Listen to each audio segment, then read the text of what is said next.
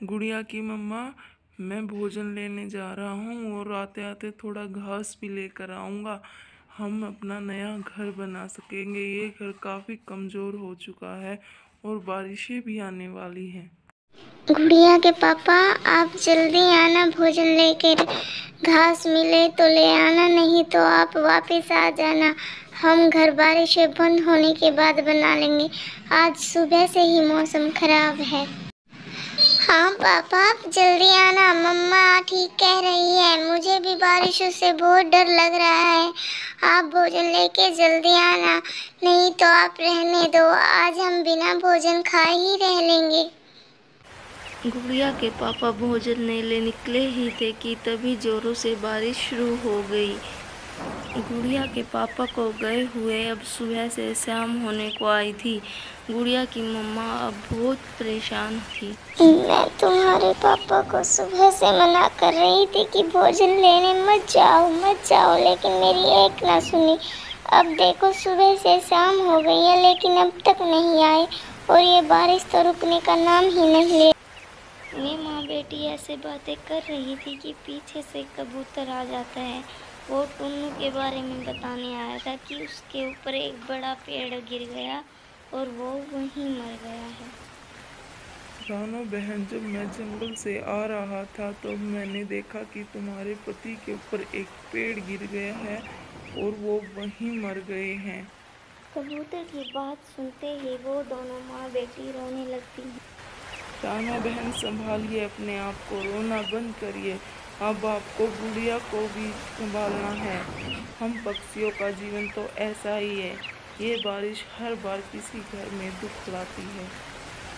कबूतर ऐसा कहकर चला जाता है, लेकिन गुड़िया तो चुप होने का नाम ही नहीं ले रही थी। गुड़िया बेटा, चुप हो जाओ। अब तुम्हारे पापा नहीं आएंगे, मैं हूँ ना तुम्हारे साथ। कुछ दिन ऐसे ही बीत जाते हैं, लेकिन बारिश के बंद होने का नाम नहीं ले रही थी। फिर एक दिन गुड़िया की नानो भी आ जाती है। माँ, तुम यहाँ, तुम्हें इतनी बारिश में घर से बाहर नहीं निकलना चाहिए था। इस बारिश से तो मैं पहले ही परेशान हूँ। इस बारिश ने तो मेरा घर ही उजाड़ दिया है।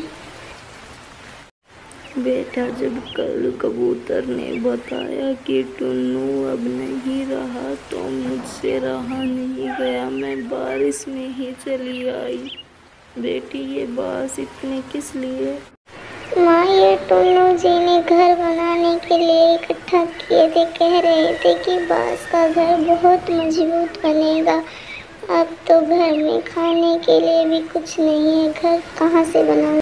क्यों ना बेटी, तुम इन बारिशों में बांस के पकोड़े बनाकर बेचो। बांस के पकोड़े बहुत स्वादिष्ट बनते हैं।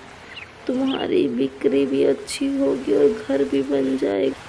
अपनी माँ के कहने पर फिर रानो अगले दिन बांस के पकोड़ों का ठेला लगा लेती है। आइए कालू भाई, आइए। आपने आज से पहले कभी भी बांस के पकोड़े नहीं खाए होंगे, बहुत स्वादिष्ट हैं।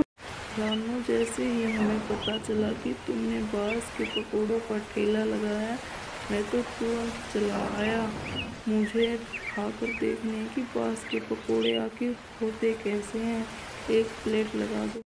अब तो चिड़िया के बांस के पकोड़े पूरे जंगल में मशहूर हो गए थे। बारिशों के समय सभी चिड़िया के पास बांस के पकोड़े खाने आते थे। अब उसके बांस के पकोड़ों का ठेला बहुत अच्छा चल रहा था, जिससे उनका जीवन बदल गया था। अब उनके पास सब कुछ था।